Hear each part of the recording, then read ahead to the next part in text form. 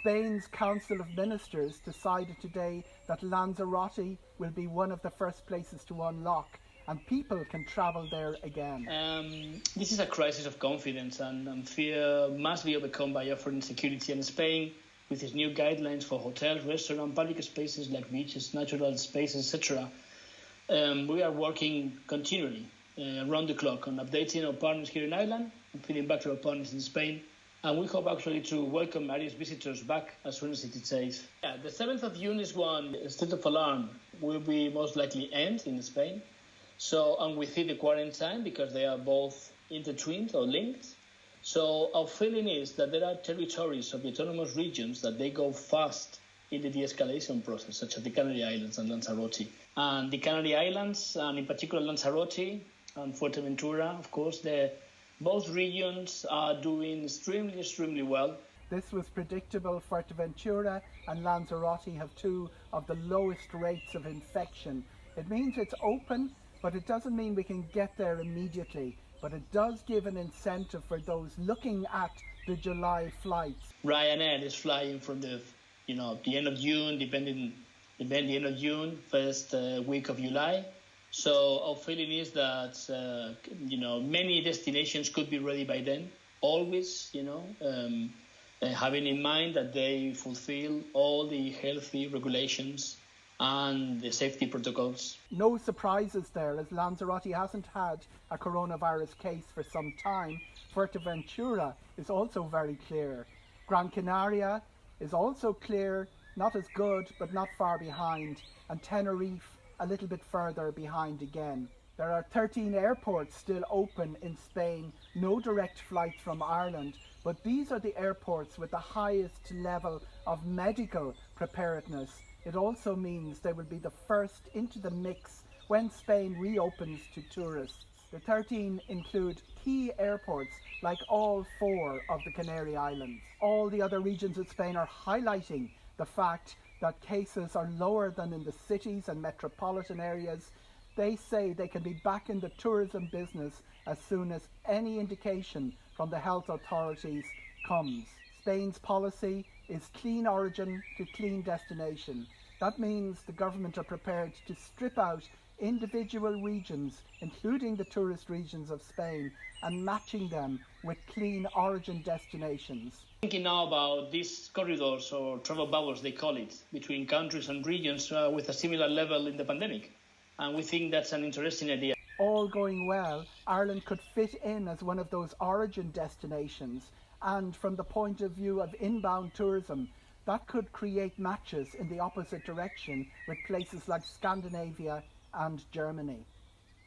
Spain has a plan in place to put things like golf courses, spas, swimming pools and hotels and restaurants all on a timetable of reopenings. And the message from the Spanish transport minister yesterday was that once you can travel internally within Spain, it's unlocked for its own citizens.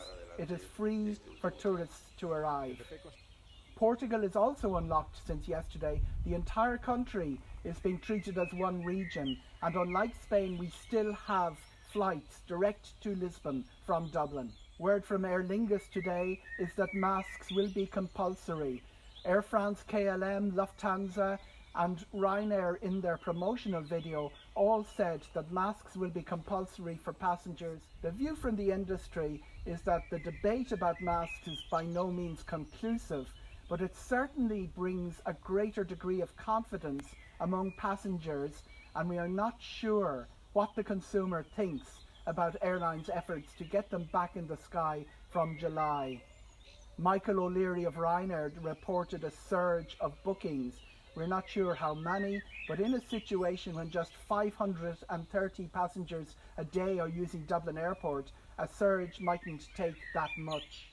Ryanair's results, which were released on Monday, show the level of confidence in the airline that passengers can be induced to return with low prices.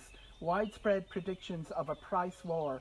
He's talking about carrying 80 million passengers in the next year and then getting back to last year's levels within 12 months. And certainly there's opportunities. We're already in active negotiations with a wide number of airports who are seeing either incumbent carriers fail or we've seen them cut capacity, who are talking to us about the possibility of either entering their airports or taking up more slots at their airports and delivering them faster growth. That is much more optimistic than the other airlines, who are all talking about 23, 24, 2025 before getting levels back. We think demand will restore pretty quickly once government travel restrictions have been lifted. We don't think the wearing a face mask, in fact, we think that will encourage people to travel rather than make them nervous. But I think the critical thing is going to be deep price discounting, both by Ryanair and by our state-aided competitors. We think will stimulate rapid volume growth once return to service is established over the period of July, August, September. The great refund saga is ambling along. Aer Lingus and Ryanair have started refunding passengers. MSC have a refund policy of 120 days. Royal Caribbean are also saying that they will be refunding. But so far, customers have seen very few refunds from the cruise lines. What happened last week was Michael O'Leary switched summer on in people's heads. Travel agents are seeing a few bookings, not many, but enough to give them an indication there is some appetite for very late in this year, but more likely 2021. One of our members conducted a straw poll, not scientific by any means, but got a fairly high response rate. I think there was 250 odd people responded to their online survey, and of that 250 odd people, something like 2/3 said yes, they will be travelling again, but not until next year. We all await the terms and conditions from the Department of Transport about the 6 months credit note. Most travel agents who are licensed and bonded, so the client's money is always protected, are waiting on a refund back either from a cruise company. So, I mean, some of the cruise companies are taking 120 days to give refunds. The parks are taking a long time to give refunds, so the airlines. So what that voucher, the credit voucher, has done for the travel agents is two things. One, it has allowed us to deal with our customer in the right way, because you can't keep saying we haven't got the money yet, because we haven't got the money yet, because it's taking longer. Because normally you'd say give us 6 weeks, but it's actually taking a lot longer than that. So now you can give them a credit note, which is covered under the bond, which gives them financial security, because their money is very safe with a licensed and bonded travel agent or tour operator. In 6 months' time, by that time, we should have the money back from all suppliers. Some of it will come back sooner, but at least the consumer gets confidence and it is protected by the government. So it's really, really good. This means that customers are entitled to cash if they haven't used their credit note in 6 months. It is at variance with what came from the EU Commission last Wednesday, which suggested 12 months. The European Commission, in their huge document, 500 pages of it, said that travel companies, including travel agents and tour operators, should operate incentives for customers to take up the credit note or the voucher and then refund the cash at the end of 12 months. It doesn't have legal standing because EU 261 and the Package Holiday Directive still apply. Politicians and health experts were a little bit alarmed by Ryanair talking about their July sale. 3 times Simon Harris, twice Leo Varadkar and twice Tony Holohan said that serious travel is not going to return for a while yet, and some suggested not to the end of this summer. In the end, it will not be the politicians or even the airlines who decide, but the consumer. Massive industry, it's a massive employer. We like travelling. We want to do it in a safe and healthy environment, but some consistency of messaging is badly needed, because we're the industry and we're getting confused messages. What's it like for the consumer?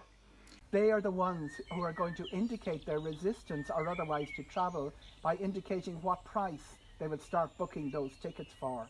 The Irish Association of Travel Agents are meeting with the Department of Transport this evening. Among the issues are ghost flights. They're still flying, that means no refund, but passengers cannot enter the United States, and it applies particularly on the 3 flights daily we have to the United States: Chicago, Boston and New York. I thought it was rather ironic. Over Abigail was set up set up to give thanks for a plague, and they've moved it out not 1 year but 2 years. Yeah, they've moved it out 2 years, not 1 year. You know, which I thought was rather strange, but they did.